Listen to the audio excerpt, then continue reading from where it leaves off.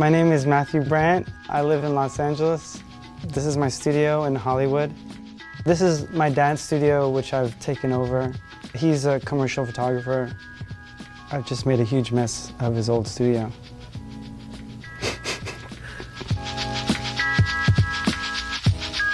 This is the old Technicolor manufacturing plant. I guess I've seen it go through a lot of different changes, see different tenants come in and out. And I've grown up sweeping and cleaning up, and I guess just always helping my dad around the studio with equipment and lighting and things like that. There's a lot of experiments and playing around in the studio. You never know what's going to turn itself into a project.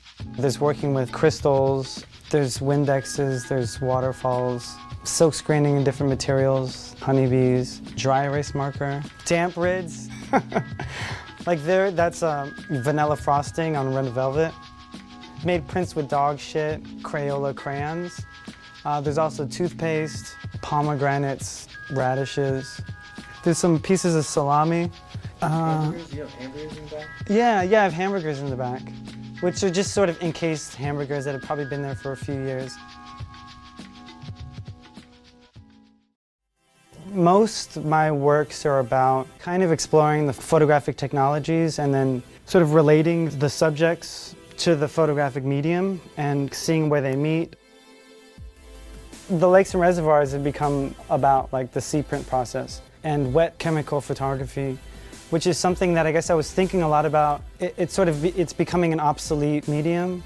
Because seabed printing is a wet chemical photography, it sort of made sense to do sort of something that represent bodies of waters like lakes and reservoirs, because they're both submerged in water in order to get developed, and that's what defines what they are in a lot of ways. So I go to a lake, photograph it, collect the water, bring it back to my studio, pour the water in a tray, and then make a print. Then with the sea print, I soak it in the water. Eventually, over time, starts to degrade the emulsion of the sea print, and then the sort of different color variations is the inherent colors in the sea print that are degrading itself.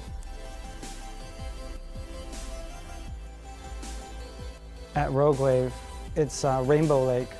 And I guess I like the name Rainbow Lake, and we're exploring Rainbow Lake, not only because it's color associations, but also trying to see what I can get out of the medium too.